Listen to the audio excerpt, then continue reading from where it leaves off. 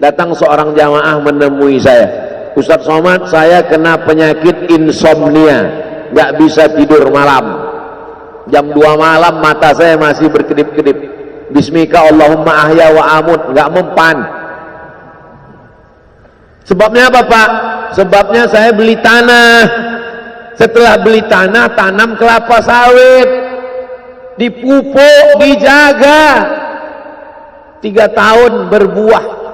Pas mau dipanen, sudah dipanen orang duluan. Ternyata tanahnya bermasalah, dibawa ke pengadilan, dia yang menang. Akhirnya sampai jam 2 malam gak bisa tidur. Apa yang terlintas dalam pikiran? Kenapa beli tanah, kenapa tanam sawit, kenapa beli tanah, kenapa tanam sawit, kenapa diambil orang, kenapa dulu gak ternak ikan aja, kenapa gak ternak puyuh. Berbulan-bulan gak bisa tidur. Akhirnya pergi ke psikiater. Pak psikiater, ya saya sudah 2 bulan gak tidur-tidur Pak psikiater. Akhirnya Pak psikiater buat resep. Ini obatnya, yang ini dimakan sebelum makan, yang ini dimakan setelah makan, yang ini 3 kali, yang ini 2 kali. Akhirnya memikirkan resep itu, makin gak bisa tidur. Dimakan, tertidur. Dosisnya habis, terbangun. Kenapa beli tanah, kenapa tanam? Setelah dimakan, muncul masalah baru. Terlalu banyak makan obat, terjadi kekacauan tubuh. Akhirnya kena buah pinggang, muncul masalah baru. Sampai akhirnya saya ketemu MP3 Ustadz. Saya dengarkan sebelum tidur malam. Begitu saya dengar, saya tertidur. Makanya saya tidak marah kalau ada jamaah tertidur. Itu menunjukkan jiwanya tenang. Karena dia tidak kena penyakit insomnia. Orang Amerika, orang Eropa, mobilnya mewah, apartemennya cantik, rumahnya megah, duitnya banyak, dolarnya bejibun, gak bisa tidur karena masalah hidup dunia. Kita naik angkot kelewatan gang, itu menunjukkan apa? Di mana letak ketenangan itu? Huwallazi anzalas sakinata fi qulubil mu'minin. Dia yang menurunkan ketenangan ke dalam hati orang yang beriman. Oleh sebab itu maka iman ini mesti disiram dengan ilmu. Majelis ilmu adalah majelis zikir. Majelis ilmu adalah majelis turunnya rahmat dan barakah. Majtama'a qaumun fi baitin min buyutillah. Sekelompok orang berkumpul di rumah Allah, yatsluna kitab Allah, membaca ayat-ayat Allah, wa yatadarasunahu fima bainahum, mengkaji isinya. Nazalat alaihimus sakinah, turun ketenangan. Wasyat bihimur rahmah, turun rahmat kasih sayang Allah. Haffat bihimul malaikah, dikelilingi oleh para malaikat. Wa dzakarahumullahu fi man indah, dibanggakan Allah Ta'ala dengan para malaikat. Tadi malam ketemu dengan murid dari Syekh Muhammad Yasin bin Isa Al-Fadani di Zawiyah Raudhah. Ketemu, cium tangan, barokah, zikir, sholawat, tenang jiwa. Lalu kemudian subuh ini ketemu dengan Abah Raud, ketemu dengan para penghafal Quran, ketemu dengan santri-santri, tenang jiwa.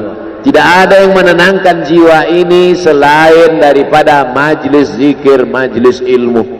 Betapa meruginya ayam-ayam mati di lumbung padi. Benih tidak disiram, mati. Benih yang disiram dengan majelis ilmu tumbuh, tapi tidak berbuah. Maka mesti disiram pakai pupuk buah. Datang konsultasi, ini kenapa tidak berbuah? Kenapa ini tidak berbuah? Karena ternyata dia mesti diamalkan. Sudah dapat ijazahnya, sudah talaqi, sudah halaqah, kenapa nggak berbuah? Belum diamalkan. Paksa-paksakan diri sebelum tidur malam, wudhu dulu, sholat witir. Paksa-paksakan diri bangun malam, tahajud. Paksa-paksakan diri siang, sholat qabliyah, sholat ba'diyah. Paksa-paksakan diri pagi, sholat duha. Paksa-paksakan diri, sholat subuh berjamaah. Barulah dia berbuah. Kalau dia tidak berbuah, dia hanya sekedar pokok kayu, yang hanya membuat sampah saja. Tapi paling tidak tempat orang bernaung di bawah ketika panas, tapi manfaatnya tidak sesuai karena yang ditunggu itu buahnya. Masa pohon kayu rindang besar tidak berbuah sementara semangka yang kecil buahnya besar? Oleh sebab itu maka mesti berbuah. Benih disiram, berbatang, berputih, berbuah. Buahnya ranum, cantik dan indah. Begitu dibelah tak bisa dimakan. Kenapa? Ulat semua isinya. Oleh sebab itu mesti dijaga. Benihnya disiram. Apa yang bisa menjaga ini? Diprotek dia. Kenapa apel tidak dimakan ulat? Bukan karena ulat tidak sanggup beli apel, tapi karena disemprot pestisida. Ulat tahu ini ada pestisidanya, maka dia tidak makan. Kita nggak tahu, dimakan. Ikan asin tidak dikerubungi lalat.